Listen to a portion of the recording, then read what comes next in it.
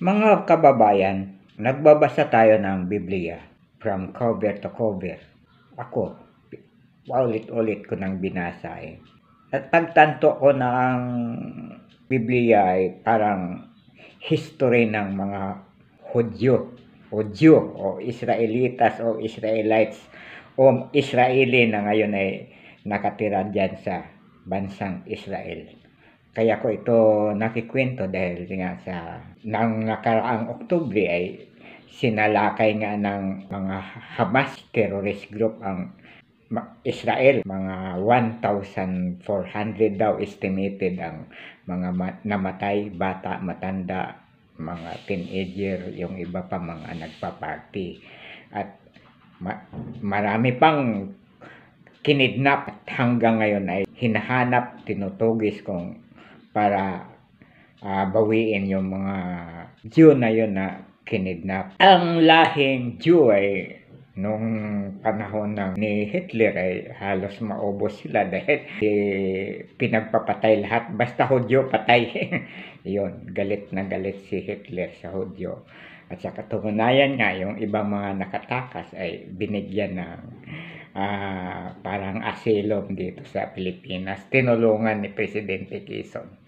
Yun ang sabi Ngayon, yung presidente ng Israel, si Netanyahu, ay nahaharap na ngayon sa isang maring maidemanda sa ICC na genocide warfare.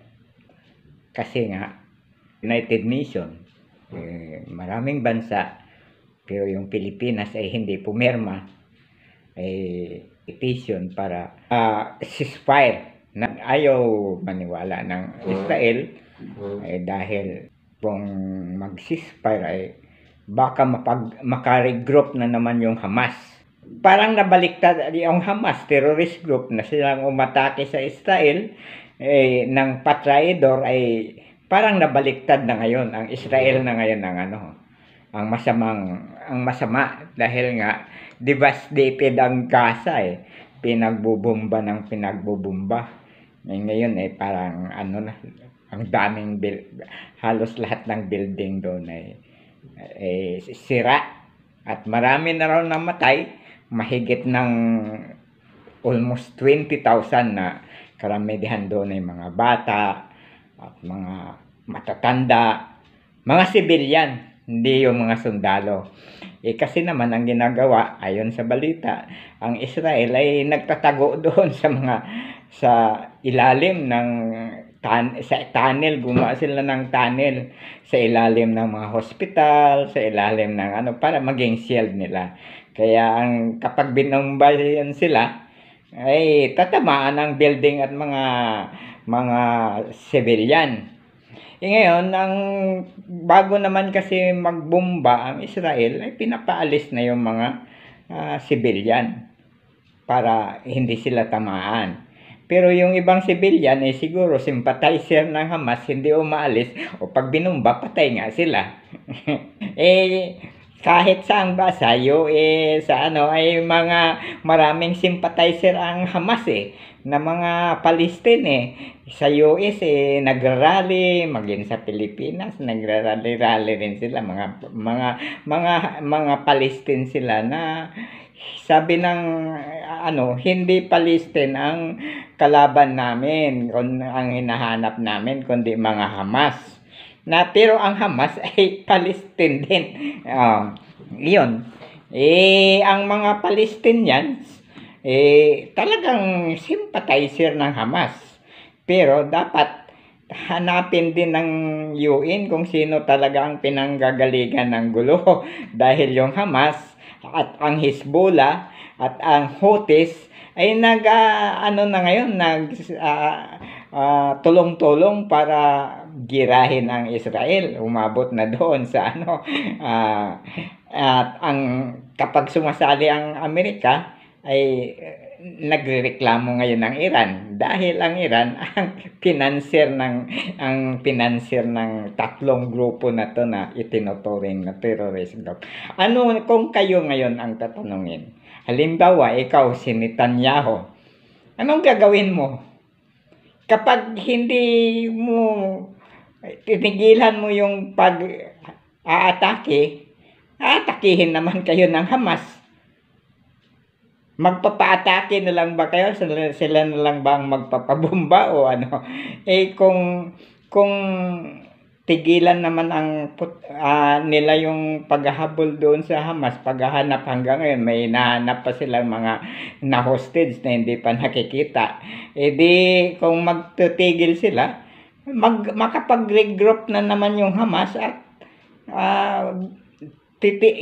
maaring hindi lang Israel ang gawing ang kanilang atakihin at iba pang mga bansa dahil terorista nga sila di ba? Ilang bisis na nilang ina-attack yung Israel, pero kaya lang hindi nila matalutado dahil nga ang Israel talaga ang mga chosen people nga, matalino, kahit nasalanta sila nung panahon ni Hitler nakabangon pa rin sila, umasenso, yumaman, nakagawa ng mga sophisticated na armas dahil nga matalino, chosen people nga actually saan mang parte kung babasahin ang ating mga mga scientists, ang kanilang lahi o dugong na nananalaytay, Hudyo sila. Lahat ng mga naging great scientists ay Hudyo. At sa kasalukuyan, maging sa Amerika man, ang lahat ng nangungunang lahi, ang lahi doon sa USA, lahat ng lahi nandyan pero ang dominante, bagamat konti lang, ay American Jew. Yan ang mga mayayaman doon sa US, mga American Jew.